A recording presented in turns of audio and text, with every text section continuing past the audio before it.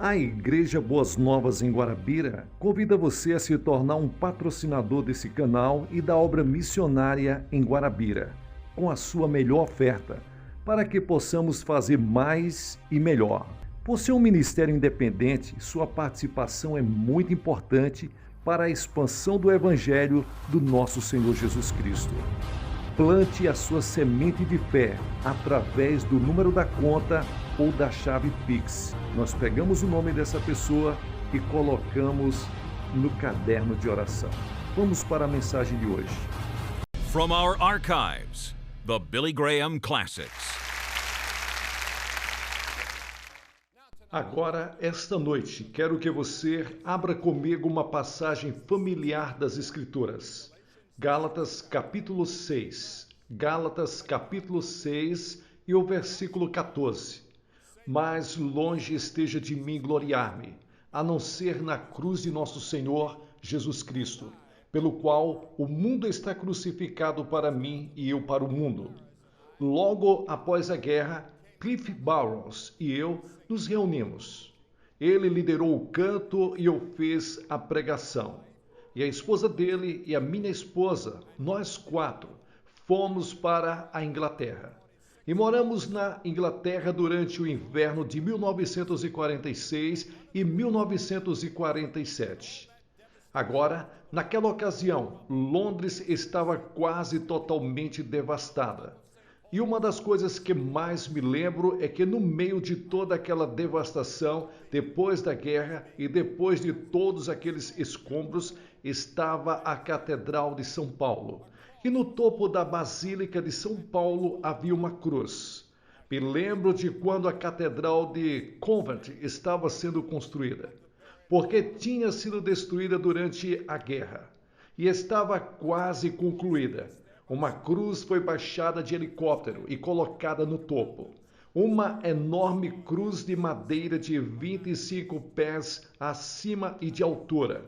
Dos campos do horror enterrado no campo de concentração de Belsen. Uma pequena cruz ali colocada por Sir Edmund Hillary, o primeiro homem a conquistar o pico das montanhas. Está enterrada na neve e no gelo no cume do Monte Everest.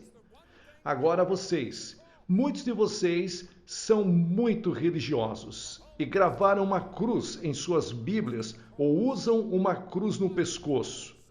E o que eu quero perguntar esta noite é o seguinte: o que a cruz significa para você? Porque todas as igrejas católicas e todas as igrejas protestantes têm uma cruz.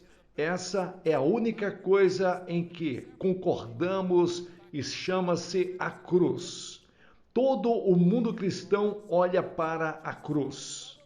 Por quê? Paulo disse que se gloriava nisso, mais do que em qualquer outra coisa no mundo. Paulo poderia ter se gloriado em sua educação. Ele foi um dos homens mais educados do seu tempo. Ele poderia ter se gloriado em sua religião. Ele era muito religioso. Ele poderia ter se orgulhado de sua habilidade de falar vários idiomas. Ele era fluente em vários. Ele poderia ter se vangloriado no fato de ser cidadão romano, mas não o fez. Ou ele poderia ter se glorificado em certas coisas sobre Jesus Cristo, além da cruz. Seu nascimento espetacular e milagroso, nascido de uma virgem, a Virgem Maria, ou o grande ensinamento de Cristo. Mas ele se gloriou na cruz.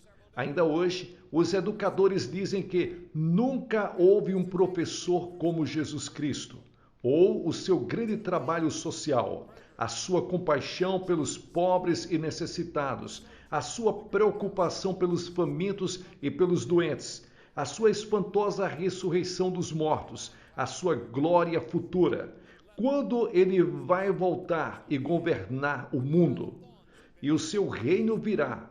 Ele poderia ter se gloriado em qualquer uma destas coisas, mas ele disse não. Não, eu me glorio apenas na cruz. E ele disse, Deus não permita que eu me glorie em qualquer outra coisa, exceto na cruz. Por quê? Bem, Quero que você pense um momento e olhe para aquela cruz. Era o mais cruel de todos os castigos, porque a vítima às vezes ficava vários dias pendurado ali.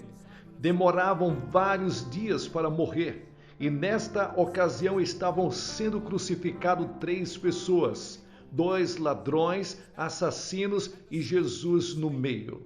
Os soldados entraram na guarita e trouxeram Jesus com os outros 2 condenados.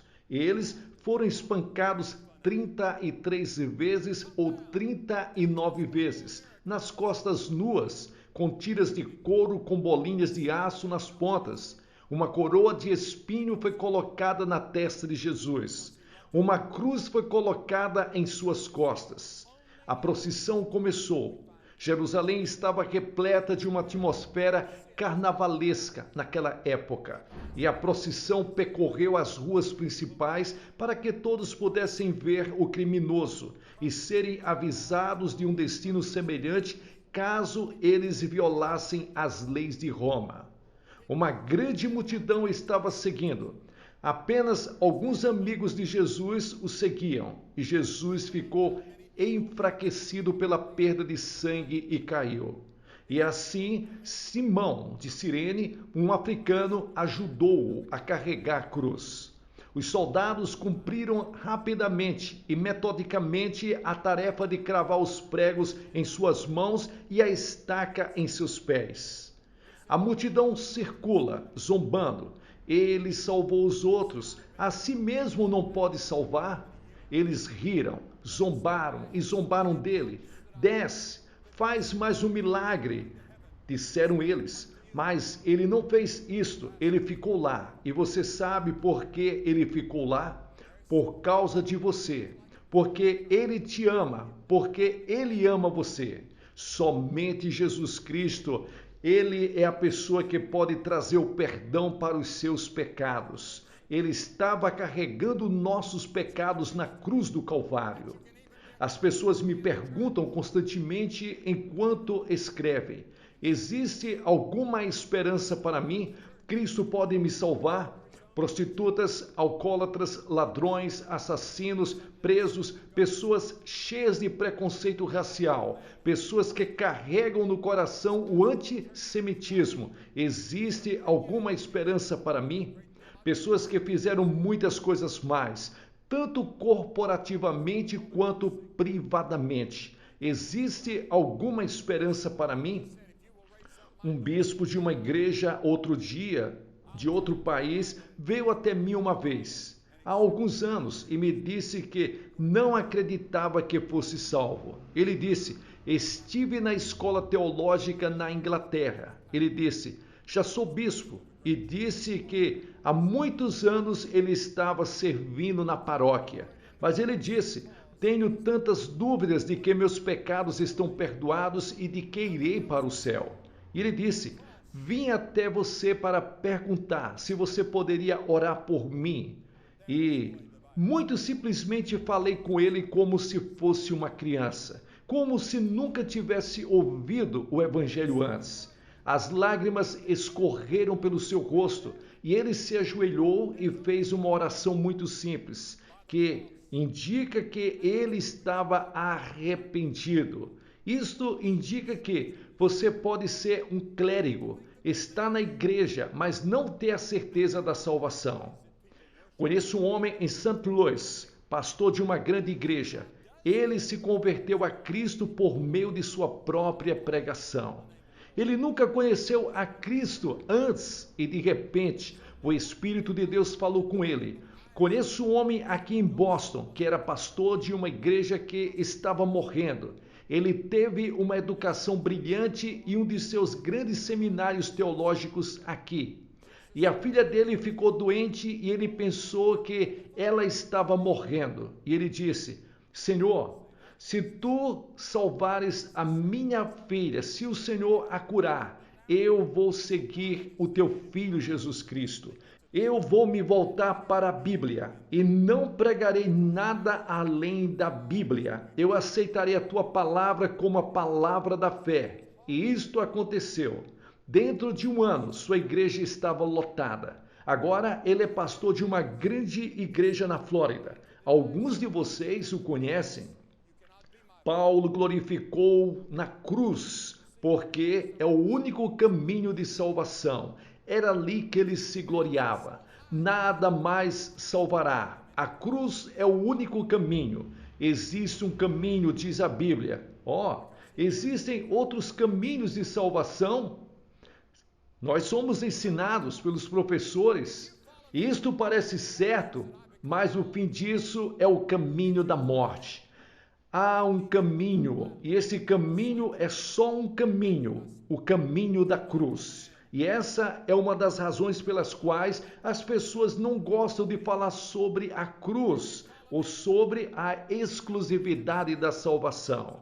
Gostamos de pensar que existem muitas maneiras, e há muitas maneiras pelas quais as pessoas adoram, e há muitas maneiras pelas quais as pessoas oram.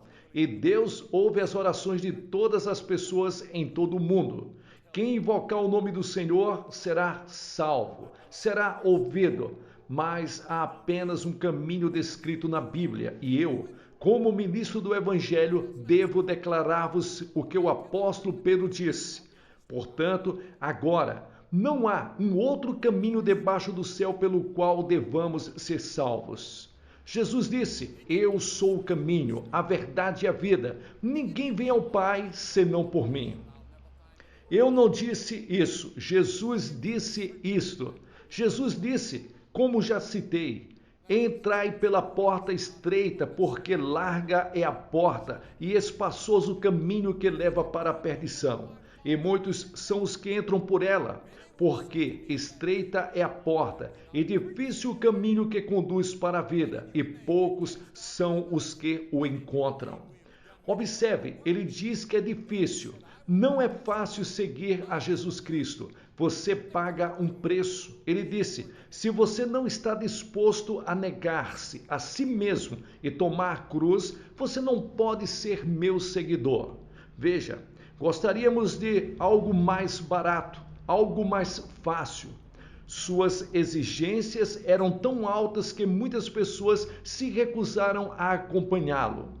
Eles foram para bem longe e se afastaram, porque um dia ele se virou para uma multidão e disse, conte o custo.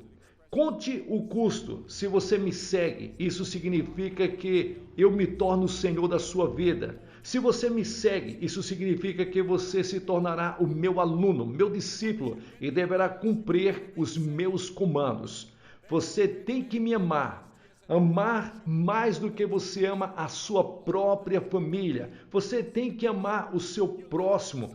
Você precisa deixar todas as coisas para me seguir. Se você me segue, deve se preocupar com as necessidades do mundo. Se você me segue, precisa estar disposto a tomar a sua cruz. Ele disse, eu vou morrer numa cruz.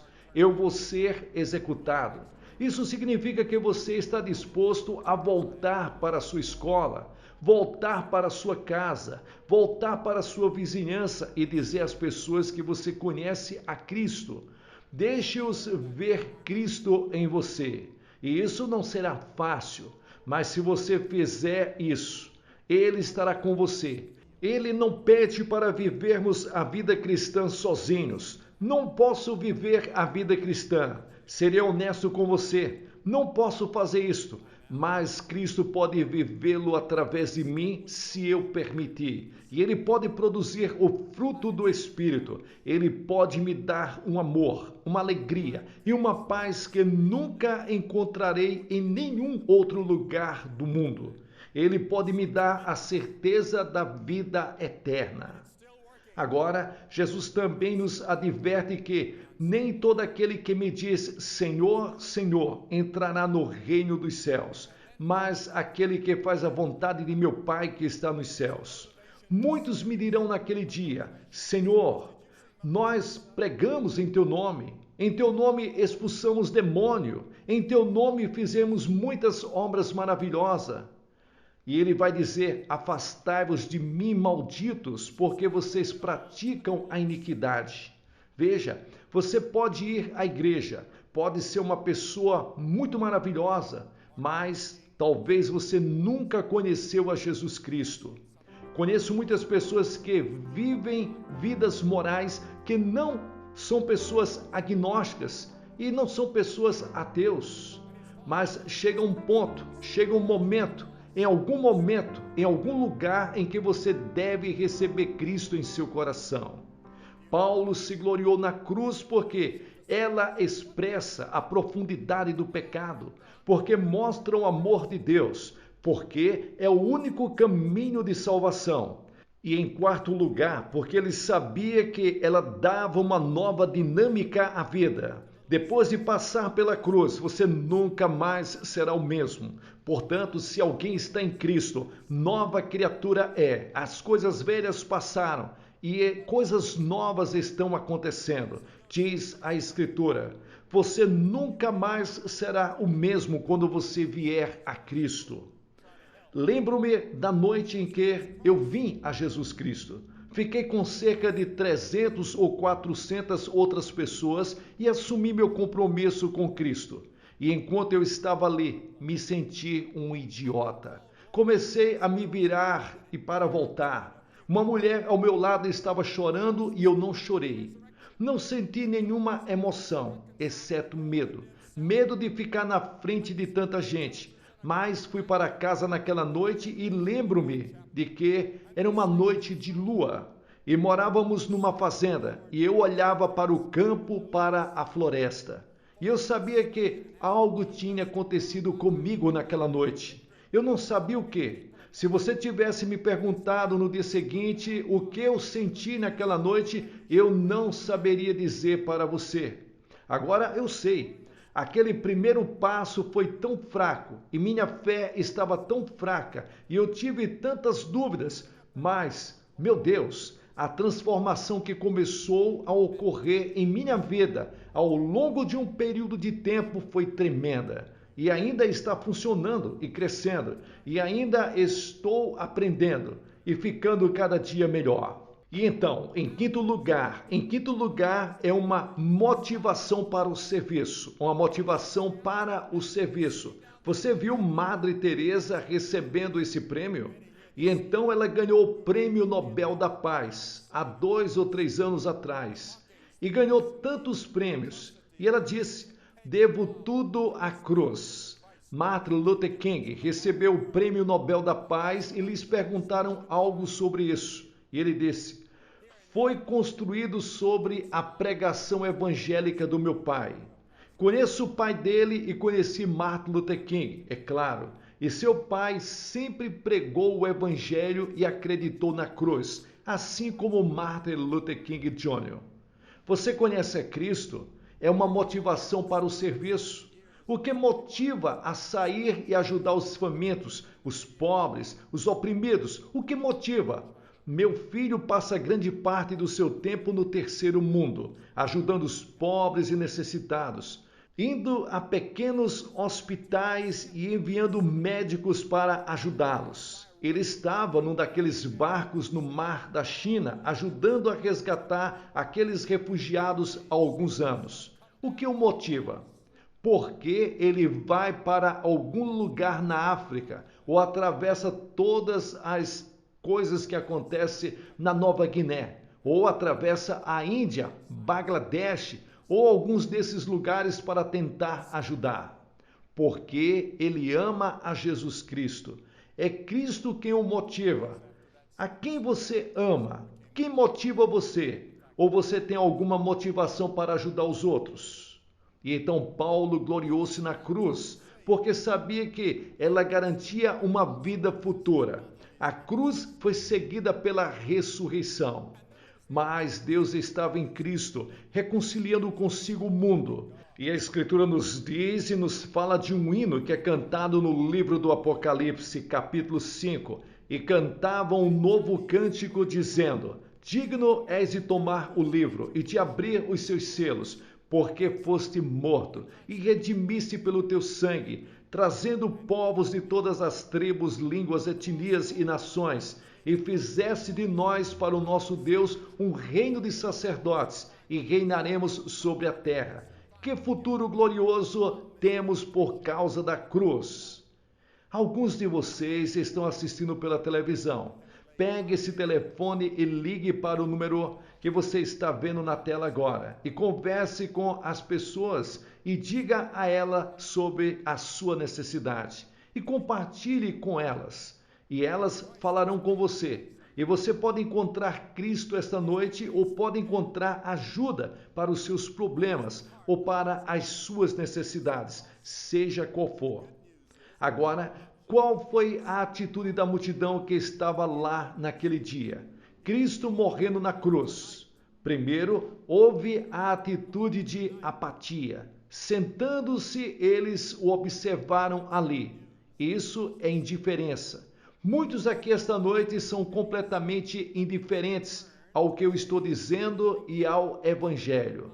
As zombarias, os abusos e atrocidades daquela antiga turba pagã foram menos dolorosos para Cristo do que a indiferença de um mundo moderno sobre o qual a luz do Evangelho tem brilhado todos esses anos. Aqui, na Nova Inglaterra, nenhum lugar no mundo teve mais Evangelho do que você teve em sua história passada.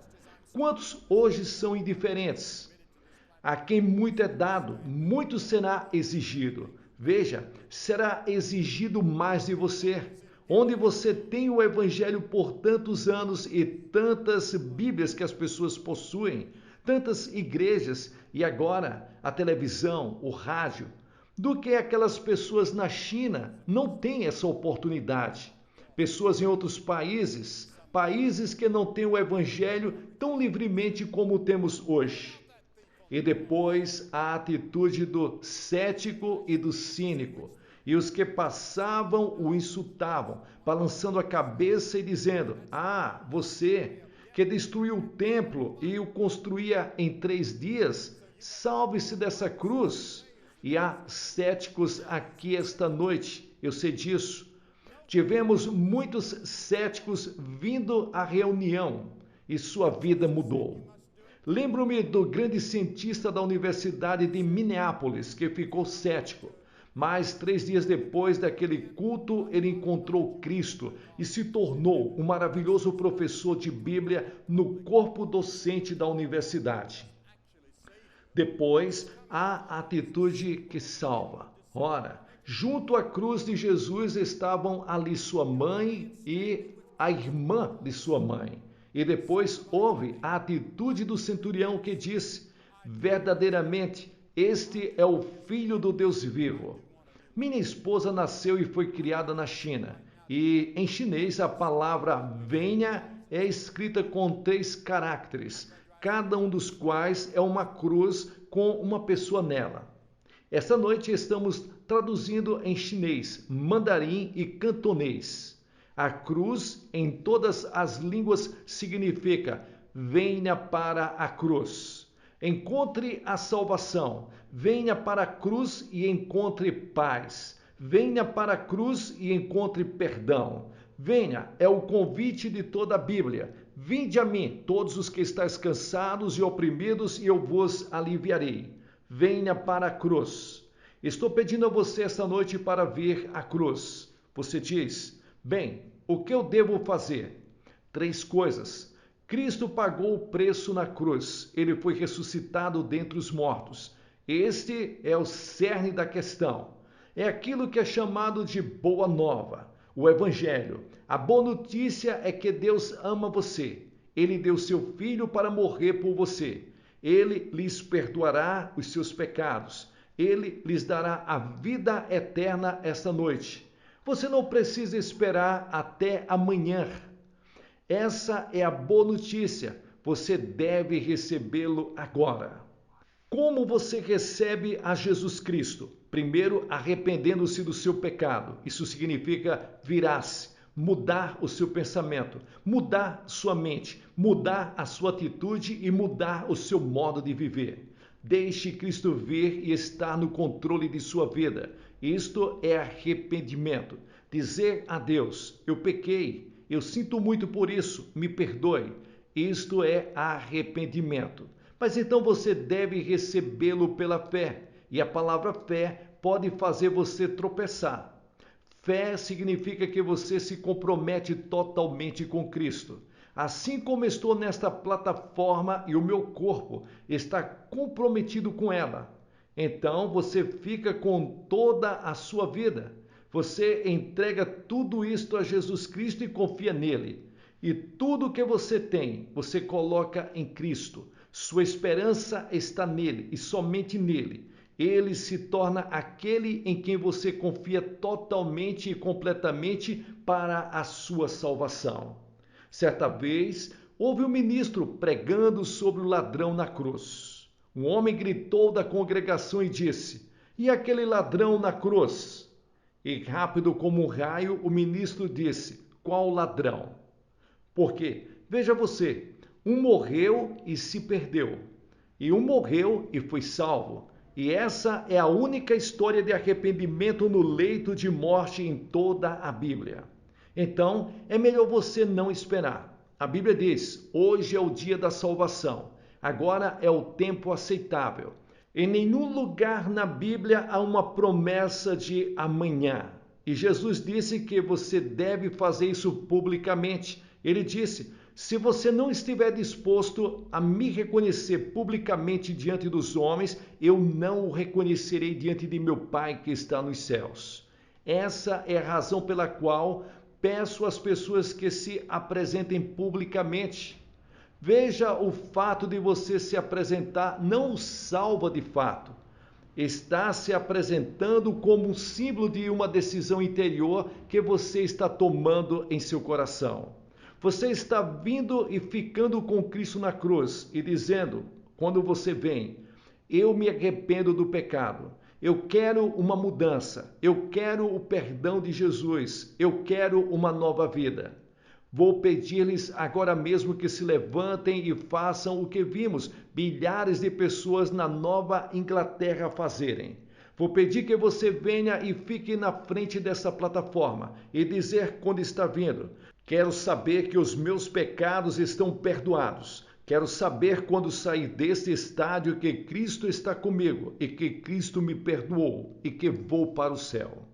Se você tiver alguma dúvida em mente, não saia deste estádio antes de resolvê-la, porque talvez você nunca mais tenha outro momento como este momento de salvação, momento em que Deus está tão perto de você, que o reino de Deus está tão próximo de você.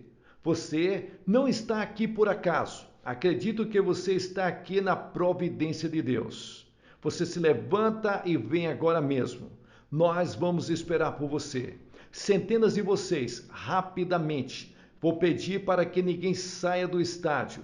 Este é um momento muito sagrado e um momento de decisão. E você está em atitude de oração. Você pode fazer algo maravilhoso, trazendo um amigo com você esta noite. Se você estiver com os amigos ou parentes, você que veio de ônibus, eles vão esperar por você. Você se levanta e vem e assume esse compromisso.